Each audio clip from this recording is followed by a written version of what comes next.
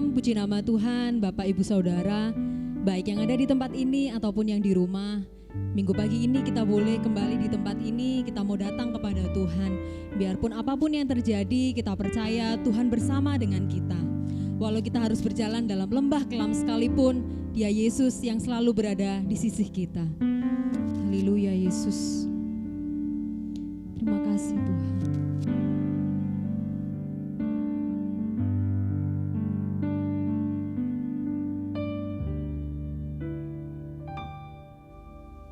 Walau ku harus berjalan dalam lembah kekelaman,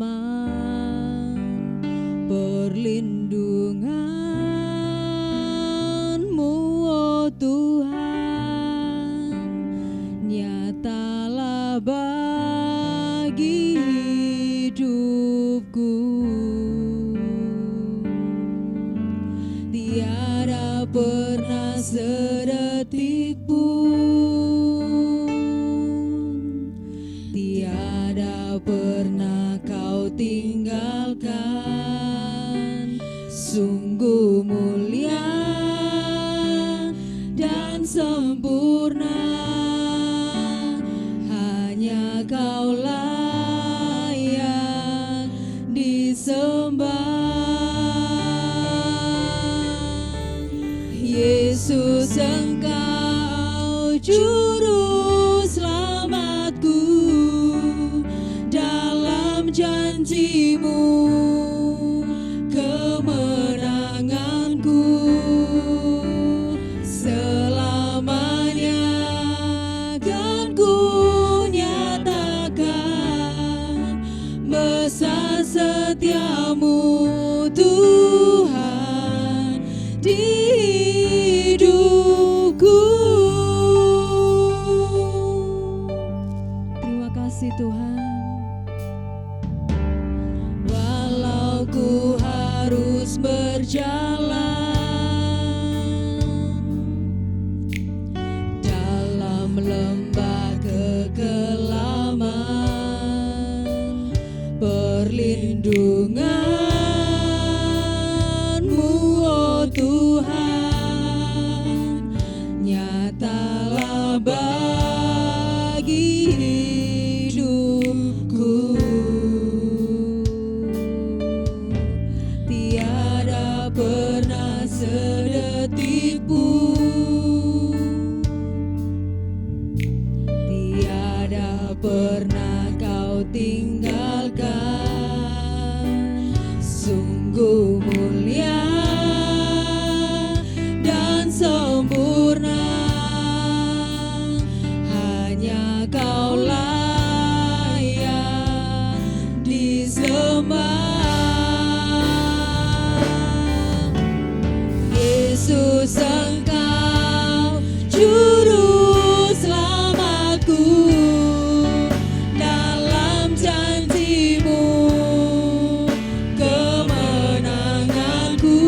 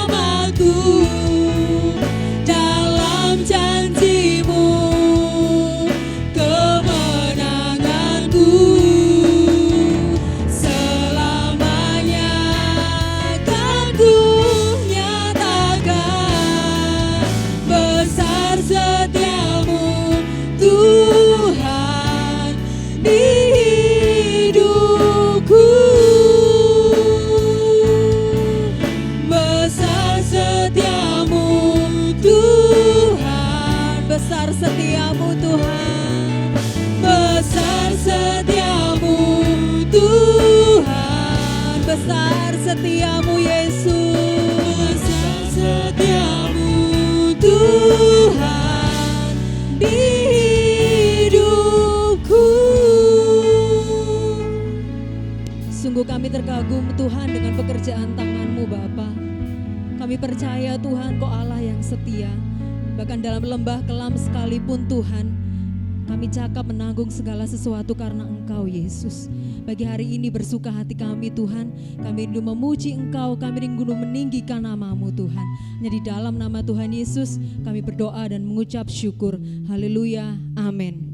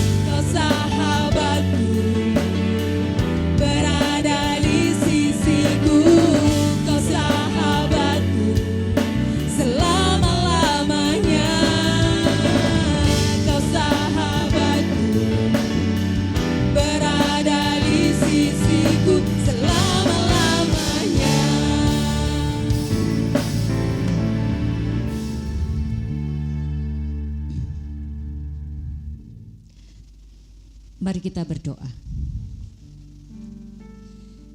Kami datang kepadamu Tuhan pada pagi hari ini mengucap syukur untuk semua kebaikan Tuhan di dalam kehidupan kami. Kami bersyukur karena Tuhan juga memberikan kepada kami waktu untuk beribadah, sekalipun mungkin melalui ibadah streaming. Tapi kami percaya kuasa Tuhan tidak terbatas. Oleh sebab itu kami percaya Allah Roh Kudus tetap akan menyertai kami, memberkati kami, untuk kami boleh mengerti kehendak Tuhan, kami lakukan di dalam kehidupan kami. Terpujilah nama-Mu Tuhan, di dalam nama Tuhan Yesus kami sudah berdoa. Amin. Shalom Bapak Ibu sidang jemaat yang terkasih di dalam nama Tuhan. Pagi hari ini kita percaya bahwa Tuhan selalu mengasihi kita. Saudara yang terkasih, kita akan membaca bersama-sama di dalam 2 Raja-Raja pasal 6 ayat 1 sampai dengan 7. Saya akan bacakan untuk Bapak Ibu sidang jemaat sekalian. Judul perikopnya adalah Kapak Timbul Mengapung. Pada suatu hari berkatalah rombongan Nabi kepada Elisa, "Cobalah lihat, tempat tinggal kami di dekatmu ini adalah terlalu sesak bagi kami. Baiklah kami pergi ke sungai Yordan dan masing-masing mengambil 1 balok dari sana, supaya kami membuat tempat tinggal untuk kami." Jawab Elisa, "Pergilah." Lalu berkatalah seorang, "Silakan ikutlah dengan hamba-hambamu ini." Jawabnya, "Baik, aku akan ikut." Maka ikutlah ia dengan mereka. Setelah mereka sampai di sungai Yordan, mereka pun menebang pohon-pohon. Dan terjadilah ketika seorang sedang menumbangkan sebatang pohon, jatuhlah mata kapaknya ke dalam air. Lalu berteriak-teriaklah ia, "Wahai tuanku, itu barang pinjaman." Tetapi berkatalah abdi Allah, "Kemana jatuhnya?" Lalu orang itu menunjukkan tempat itu kepadanya. Kemudian Elisa memotong sepotong kayu, lalu dilemparkannya ke sana. Maka timbullah mata kapak itu dibuatnya. Lalu katanya, "Ambillah." Orang itu mengulurkan tangannya dan mengambilnya. Saudara terkasih, pada pemberitaan firman Tuhan saat ini adalah saya berikan judul tak sebatas simpati. Kalau saudara mendengar kata simpati dan empati, itu sebenarnya asal katanya itu sama, yakni pathos dari bahasa Yunani yang berkaitan dengan penderitaan dan perasaan. Namun dari kedua kata ini ada perbedaan yang signifikan, yang kalau istilahnya dalam derajatnya, empati itu jauh lebih tinggi, lebih dalam daripada simpati. Simpati itu menggambarkan perasaan belas kasih sayang atas kejadian yang menimpa seseorang. Biasanya kalau, ini terutama ibu-ibu ya, kalau lihat drama Korea, wah itu meluap rasa simpatinya. Atau kalau lihat sinetron, kemudian tokoh utamanya dinista, ditindas, wah itu menguras simpati kita sehingga air mata mulai meleleh gitu ya. Kita merasa kasihan.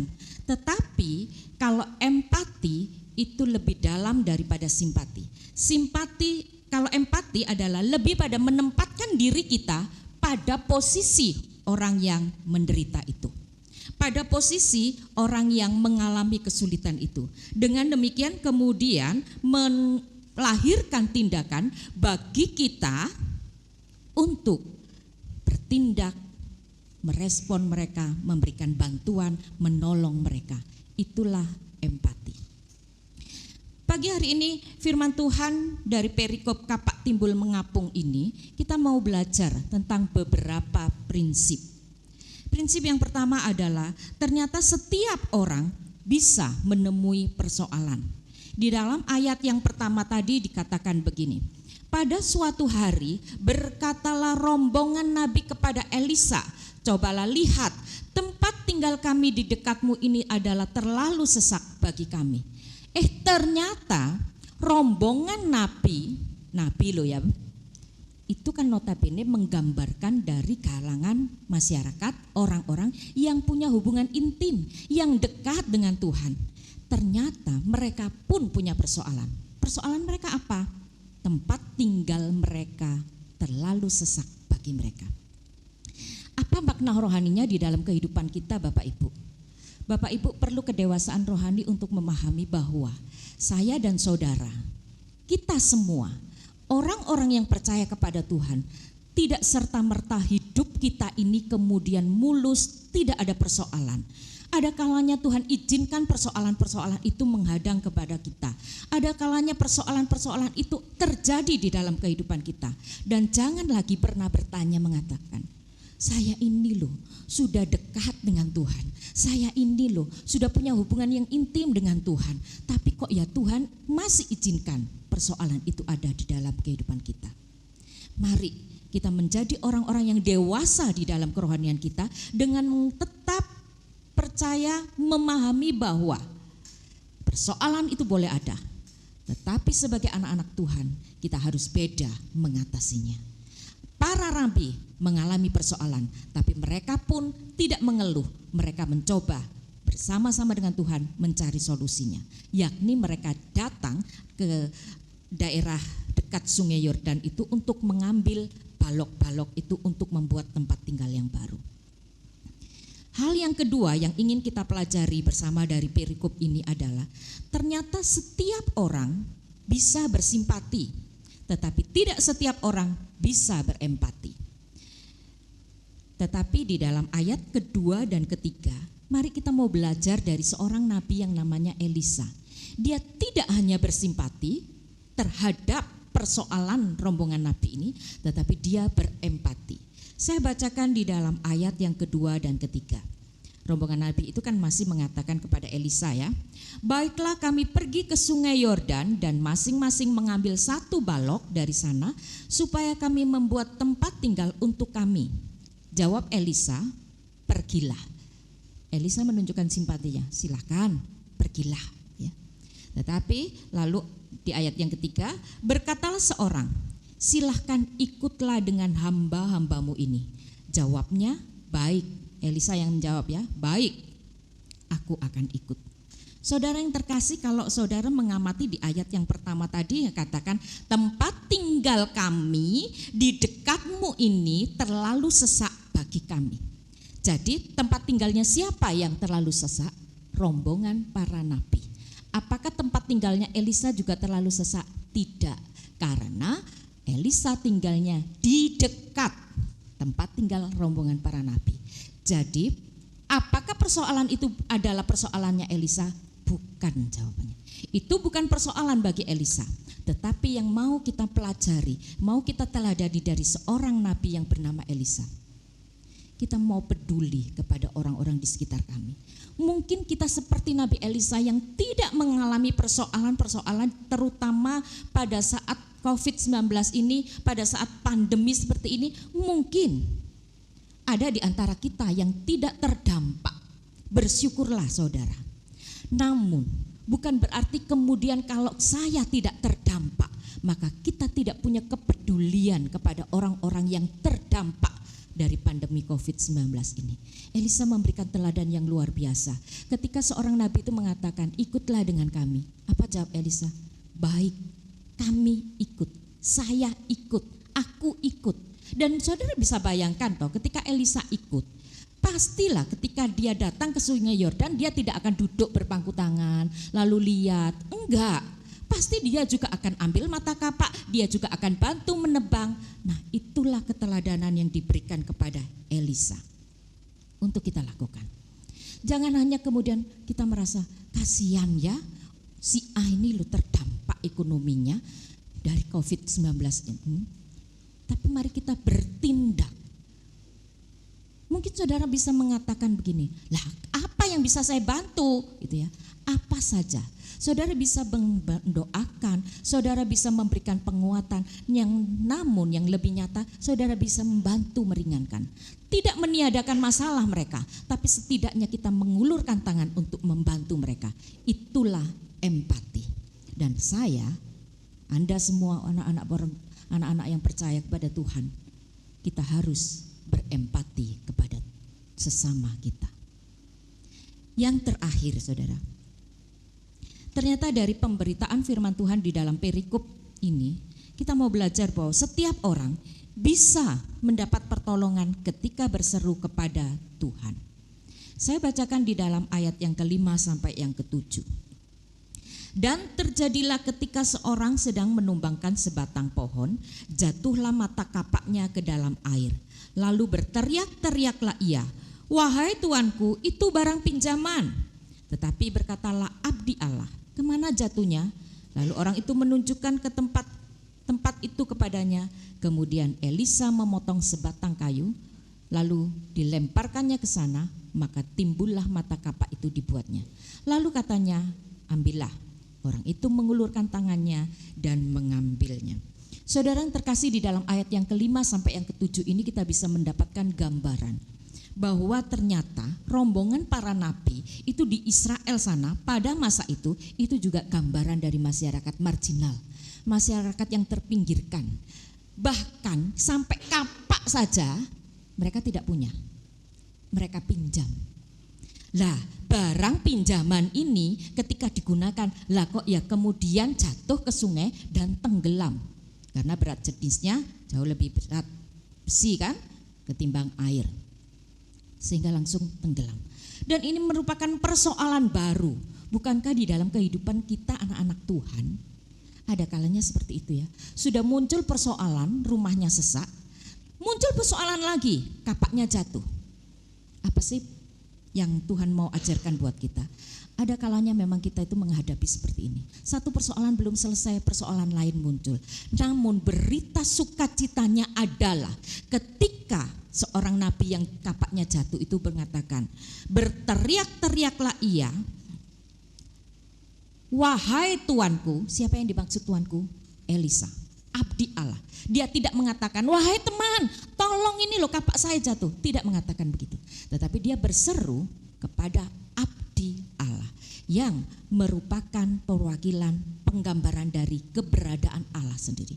Ketika saya dan saudara mengalami persoalan-persoalan yang mungkin Tuhan izinkan beruntun di dalam kehidupan kita, mari berserulah sekencang-kencang kepada Tuhan. Katakan, "Tuhan, tolong saya. Tuhan, Kau tahu persoalan saya." Jangan bingung, jangan panik kemudian meminta tolong kepada manusia. Gak ada pertolongan dari manusia. Bahkan mungkin kita akan dicemoohkan. Tetapi percayalah, ketika saya dan saudara berseru kepada Tuhan, pertolongan mujizat itu terjadi di dalam kehidupan kita. Amin. Saudara, di dalam ayat yang ke-6, abdi Allah itu mengatakan begini, "Kemana jatuhnya?" Lalu dilempari dengan sepotong kayu kecil dan kemudian kapak itu mengapung. Mujizat itu terjadi. Luar biasa kan, kapak yang dari besi itu bisa mengapung. Berat jenisnya tadi saya katakan sudah lebih tinggi, lebih berat besi daripada air. Dan jelas besi tidak bisa mengapung di air. Tetapi di dalam Tuhan itu bisa. Saudara, apa yang ingin saya sampaikan? Pertolongan Tuhan itu tidak dibatasi oleh akal pemikiran manusia. Kadang-kadang kita tidak tahu bagaimana jalan keluarnya menghadapi persoalan ini. Tetapi kita percaya di hadapan Tuhan tidak ada yang mustahil. Namun yang saya suka lagi adalah di hadapan manusia yang percaya kepada Tuhan pun tidak ada yang mustahil. Ayat yang ke-7 mengatakan, lalu katanya, "Ambillah." Orang itu mengulurkan tangannya dan mengambilnya. Ayat 7 menjelaskan bahwa bagaimana seorang nabi itu yang kapaknya jatuh akhirnya mendapatkan pertolongan. Kelegaan akhirnya mendapatkan bahwa aduh, kapak yang saya pinjam tidak sampai hilang. Saudara terkasih, kelegaan, kemenangan bisa kita dapatkan ketika kita mengandalkan Tuhan, ketika kita berseru kepada Tuhan. Dan percayalah saudara, Tuhan tidak hanya bersimpati kepada kita, tetapi Tuhan pun berempati kepada kita. Tuhan tidak akan tinggal diam, tetapi Dia akan bersegera mengulurkan tangannya untuk saya dan saudara. Tuhan Yesus memberkati.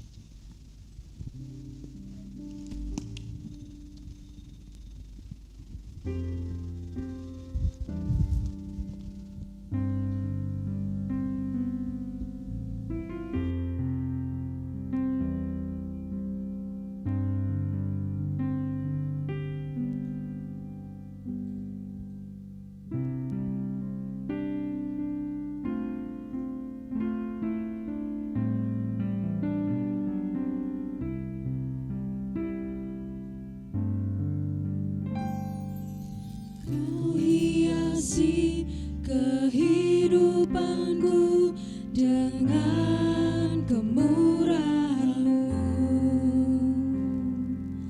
Kau rancangkan masa depanku penuh dengan harapan. Aku ada saat ini semuanya karena kasih-Mu.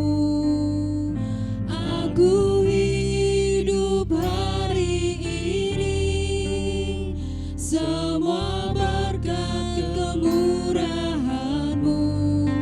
Terima kasih Yesus, Engkau sangat baik, teramat baik bagiku.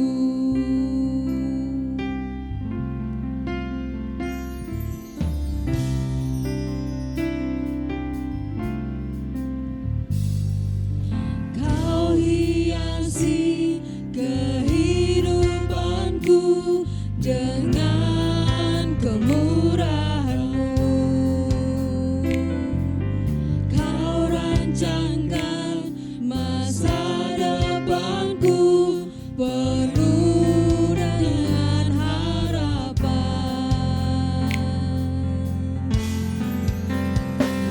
Aku ada saat ini semuanya karena kasih-Mu.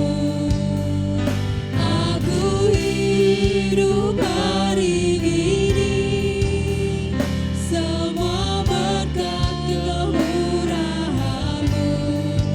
Terima kasih Yesus, Engkau sangat baik, teramat baik. Aku ada saat ini semuanya karena kasih-Mu. Aku hidup hari ini semua berkat kemurahan-Mu. Terima kasih Yesus, Engkau sangat baik, teramat baik bagiku. Yesus, Engkau sangat baik, teramat baik bagiku. Sungguh Engkau Allah yang teramat baik buat hidup kami, Tuhan. Kami bersyukur memiliki Allah yang lebih besar dari setiap masalah kami. Bahkan kami percaya Tuhan, ketika kami hidup di dalam Tuhan, tidak ada yang mustahil untuk tidak kami kerjakan bersama dengan Engkau Bapa. Terima kasih Tuhan, hanya di dalam nama Tuhan Yesus kami sudah berdoa dan mengucap syukur. Haleluya, amin.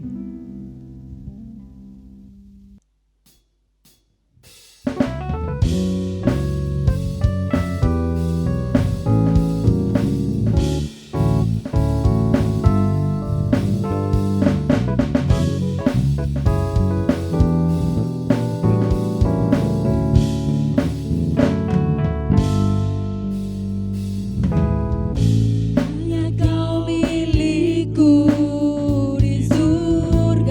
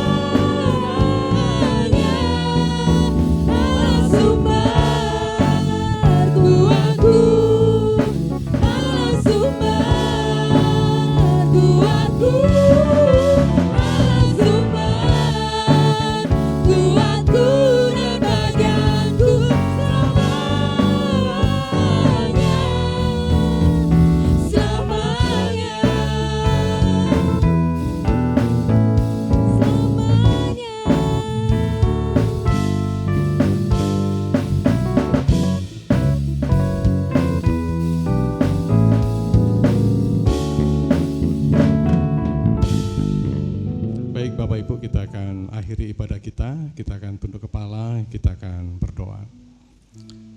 Kami mengucap syukur Tuhan untuk segala kasih setia yang Kau limpahkan buat kami, sehingga ibadah pada saat ini telah kami akhiri berkat pertolongan Tuhan. Itu sebabnya kami menyerahkan hidup dan seluruh apa yang menjadi pergumulan kami, segala beban kehidupan kami berserah ke dalam tangan-Mu ya Tuhan. Sidang jemaat yang dikasihi oleh Tuhan, terimalah sekarang segala berkat, rahmat dan kasih dari Allah Bapa kita, cinta kasih dari Tuhan Yesus Kristus, persekutuan dan penghiburan oleh karena Roh Kudus, kiranya melimpahi kita dari sekarang sampai selama-lamanya. Haleluya, amin. Puji Tuhan, salam, Tuhan berkati.